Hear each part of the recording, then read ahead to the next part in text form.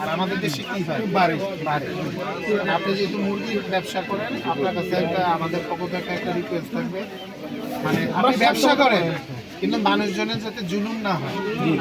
ঠিক আছে, আপনিও তো এই দোকান থেকে বাইরে আপনি কি কাঁচা বাজার করবেন না?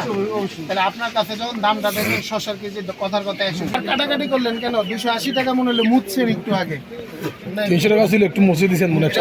এটা কি আমারে দেখে মুছলেন নাকি? না না না, এটা সকালে সকালে গেছে, কালকে দুধ দিয়েছিলাম তো দুধ কালকে লাগে। যদি আমাদের কোনো সহযোগিতা দরকার হয় আমার এই মানুষের প্রতিদিন লাগে, এটা প্রতিদিনের দাম আপডেট করে রাখবে। এটা আজকে বলে গেলাম, পরে কিনা বুঝাইতে পারছি। এটা কোন আদা?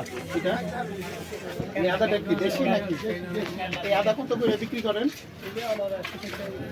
160। আপনারা জানেন যে পবিত্র রমজান মাসে আমাদের কাছে সবসময় বেশ কিছু অভিযোগ আসে যে নিত্য প্রয়োজনীয় যে জিনিসপত্রগুলো আছে সেগুলোর দাম বেশি রাখা হচ্ছে। তো এই ধরনের অভিযোগগুলো পাওয়ার প্রেক্ষিতে এবং জেলা প্রশাসক স্যারের নির্দেশনার প্রেক্ষিতে আমরা আসলে এই বাজার মনিটরিংয়ের এই কার্যক্রম শুরু করেছি উপজেলা প্রশাসনের পক্ষ থেকে। এরই ধারাবাহিকতায় আজকে আমরা মূলত এই বাহারছড়া ইউনিয়নের সবচেয়ে বড় বাজার যেটি, সেখানে আসা। এখানে এসে আসলে আমরা যেটা দেখতে পেয়েছি, কিছু অসঙ্গতি পেয়েছি। যেগুলি বড় দোকান আছে তাদের যেখানে মূল্য তালিকা প্রদর্শন করার বাধ্যবাধকতা রয়েছে, এগুলি আসলে আমরা অনেক জায়গায় সঠিক পাই।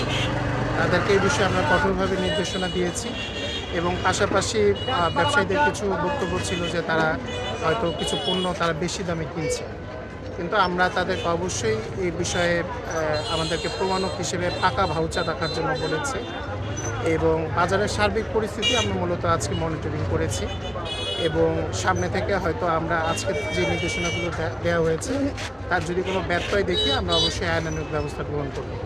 আমরা বাজার কমিটিকেও সাথে রেখেছি, আমাদের ইউনিয়ন পরিষদের চেয়ারম্যান সাহেবকেও আমরা সাথে রেখেছি এবং তাদেরকে আমরা সুনির্দিষ্ট দায়িত্ব ভাগ করে দিয়েছি।